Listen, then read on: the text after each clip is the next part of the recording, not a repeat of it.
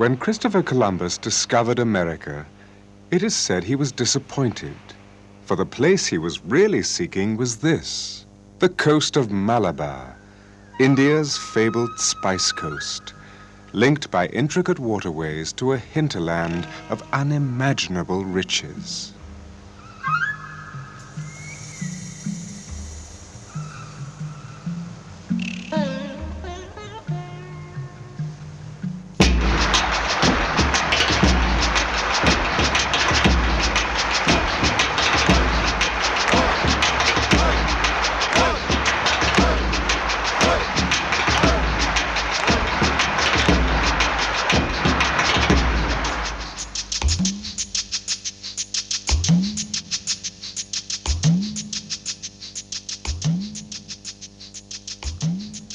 The Romans and Phoenicians, the Arabs, Chinese, and Europeans all came here in search of ivory, silks, and gold. But most of all, they came for the spices of India: cardamom, ginger, cinnamon, and black pepper, or black gold. And when they returned home, they recounted the wonders they had witnessed. When Marco Polo told the people of Venice what he had seen, they called him a liar and flung him in prison. Then, as now, India was a place that stretched the laws of credibility.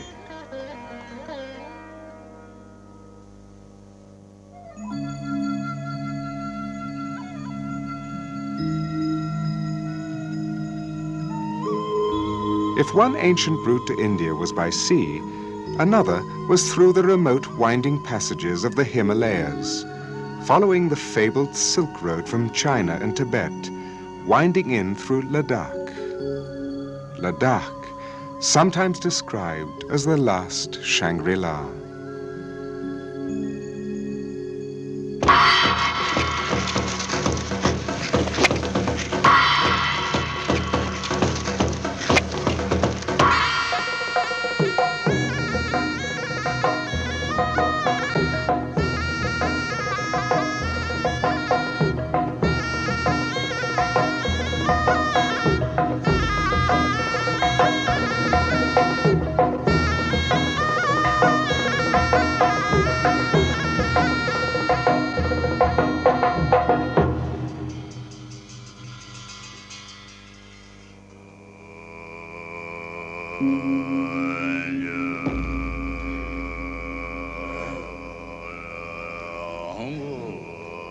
Buddhism has always been a way of life in Ladakh, drawing pilgrims from China, from Japan, who for centuries passed through here seeking the birthplace of the Buddha.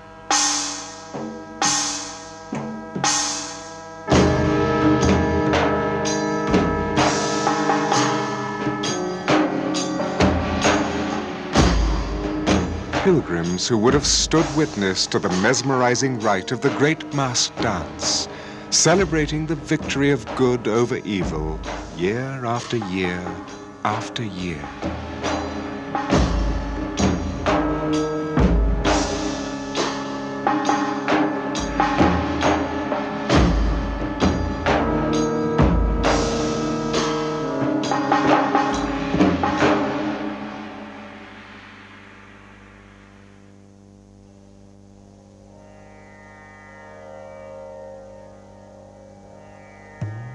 The legacy of the Buddha lingers spectacularly. In the cave temples of Ajanta, for instance, hewn out of solid mountains of rock and alive with delicate, luminous frescoes.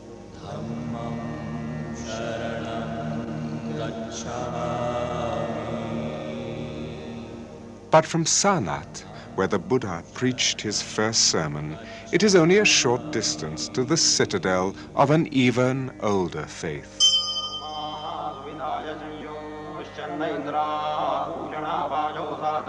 Varanasi, 3,000 years old, the world's oldest living city, the very cradle, perhaps, of Hinduism.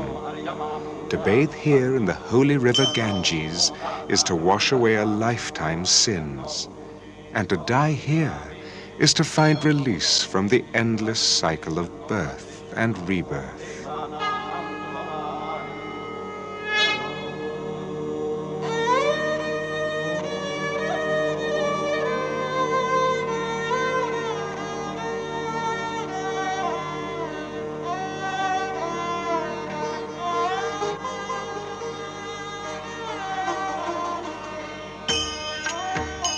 Hinduism, a faith so vast, so elastic, it can enfold almost anything within itself.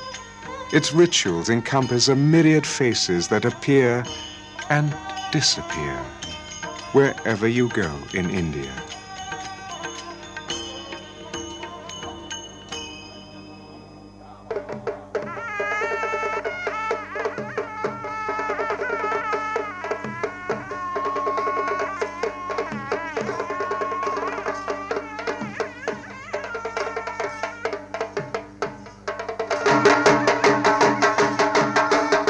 Now through the hypnotic ritual of dance,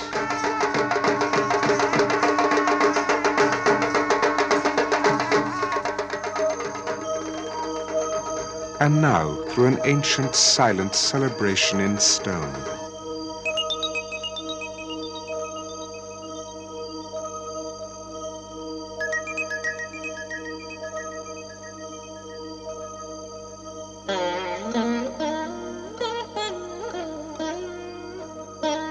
Now through temples so intricate they might have been created by jewelers.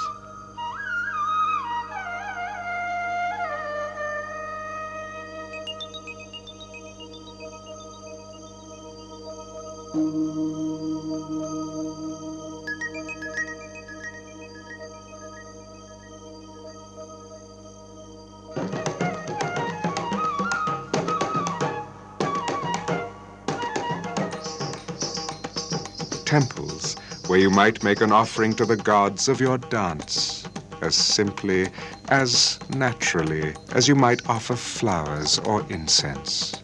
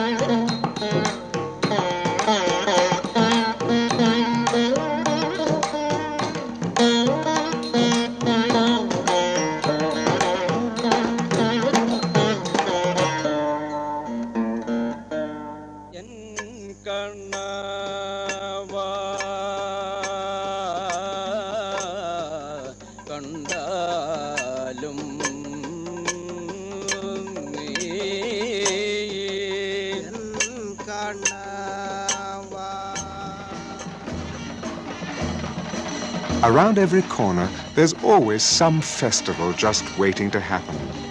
Ceremonies performed on a scale so lavish, it sometimes feels you're in an epic film directed by some Oriental Cecil B. DeMille.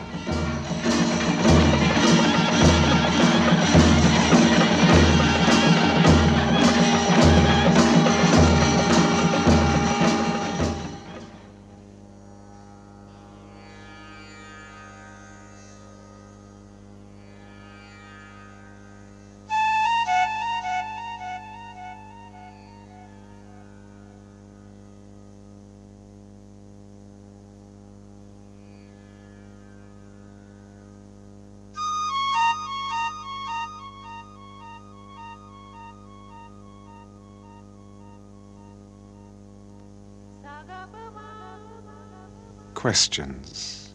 Many questions echo through the ages. As a nameless Hindu philosopher asked 3,000 years ago, who knows, and who can say whence it all came, and how creation happened? The gods themselves are later than creation, so who knows truly whence it has all arisen?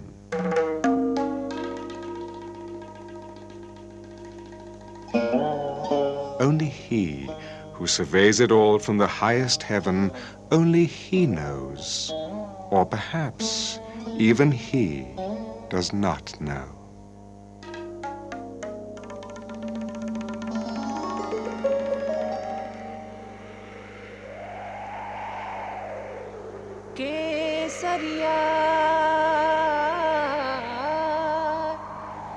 Kesariya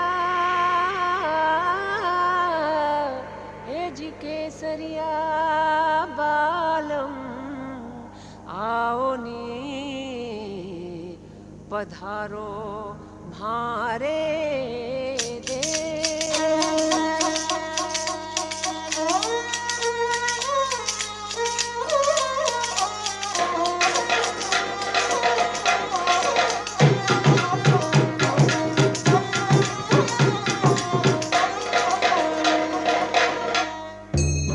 There are many Indias, each one the real thing. The India you discover in the desert kingdoms of Rajasthan, for instance, with their jeweled palaces, rugged forts, their timeless legends of romance, chivalry, death before dishonor.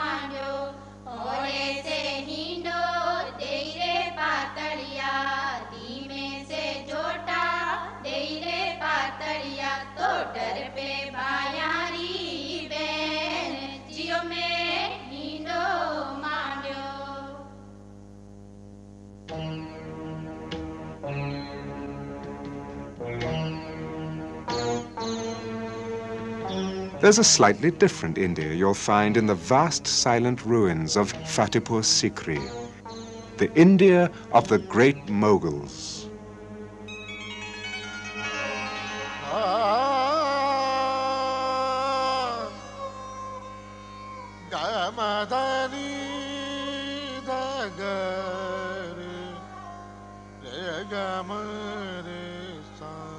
The Moguls, conquerors from the north, who were themselves conquered by this gentle land and settled down to create a new culture, a delicate fusion of the Muslim and Hindu ways of life.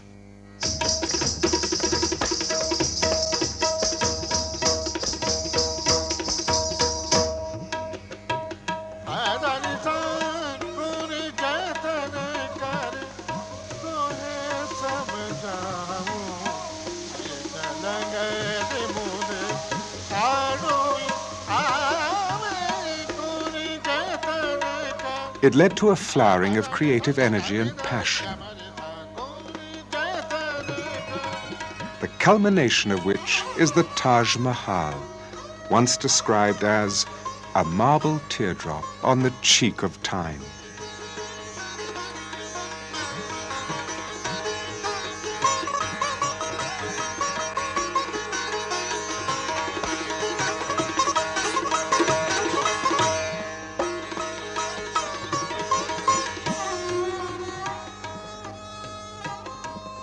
The Mughals, like other empires before them, came and went, but they left their imprint behind, in the southern city of Hyderabad, for instance.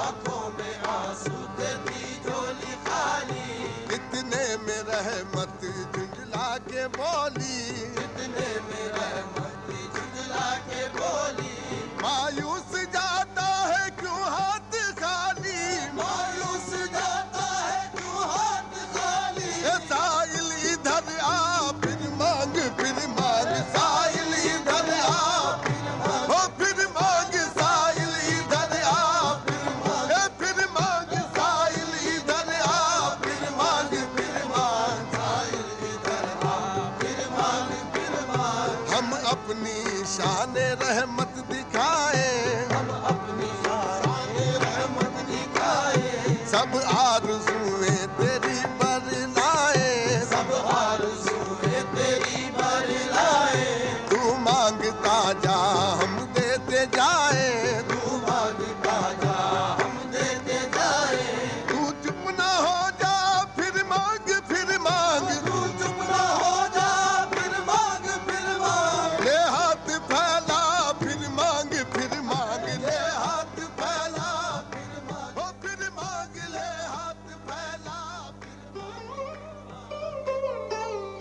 This was once the fabulous, diamond-rich kingdom of Golconda, some of whose legends are intertwined with the adventures of Sinbad the Sailor, or so Marco Polo suggested anyway when he returned from here.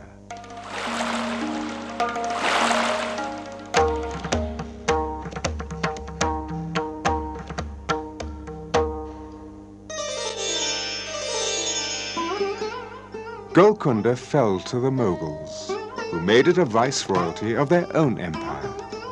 It faithfully continued the old traditions, long after the Moguls themselves had gone, right into the middle of the 20th century, in fact. Hyderabad was known for the extreme refinement of its ways. And as for its customs, they had to be observed, down to the last, most delicate detail.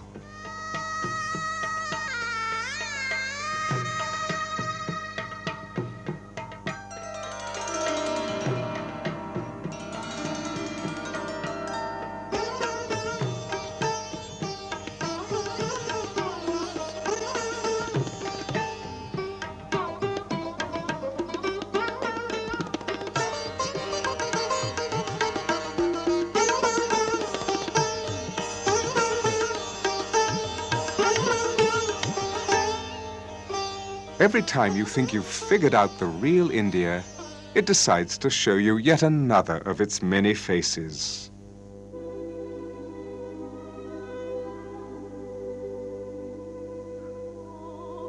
Goa, for instance, with its great cathedrals, its Portuguese heritage, its decidedly Mediterranean flavors.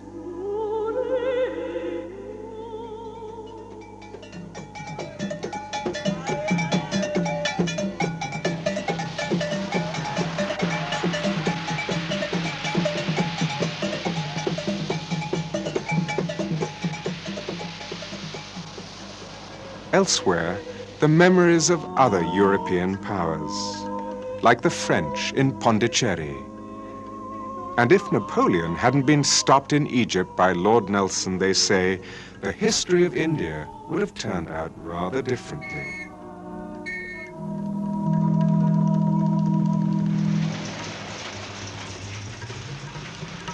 Where the French failed, of course, the British succeeded. And here in Calcutta was the second capital of their great empire, deciding the fates of peoples from Singapore to Suez, often without so much as a by your leave from London.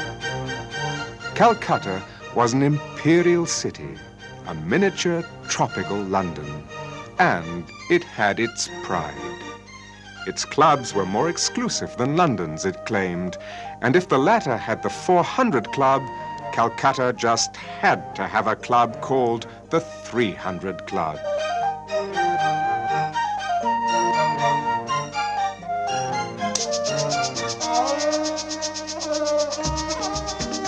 And then there were the rituals, like the almost mandatory escape each summer to Darjeeling in the misty foothills of the Himalayas.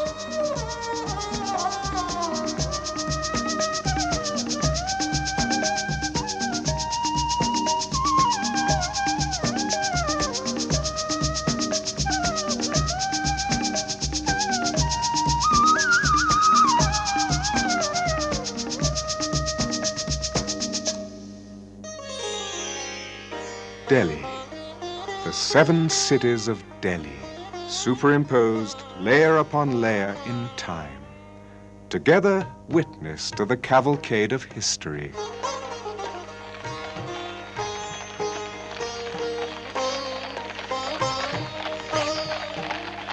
For as the age-old saying went, he who rules Delhi rules all of Hindustan. But if Delhi has been the political capital of India. The business capital lies unmistakably in Bombay.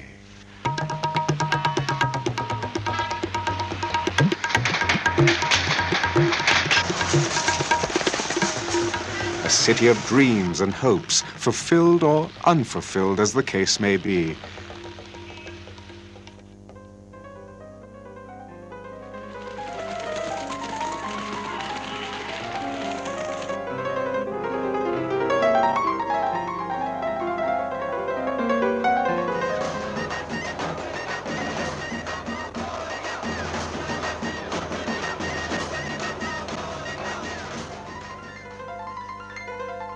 A city the Bombay Walla likes to compare, not with New York, mind you, but with Manhattan.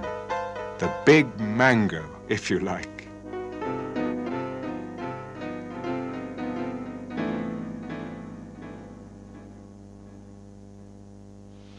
India is a country where past and present coexist side by side.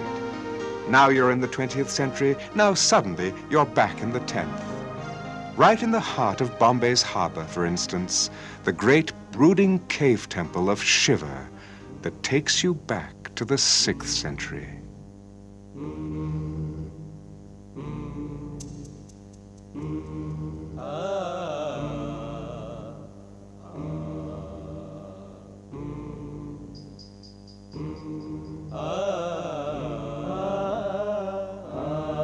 Here, finally, you confront an essential truth about India.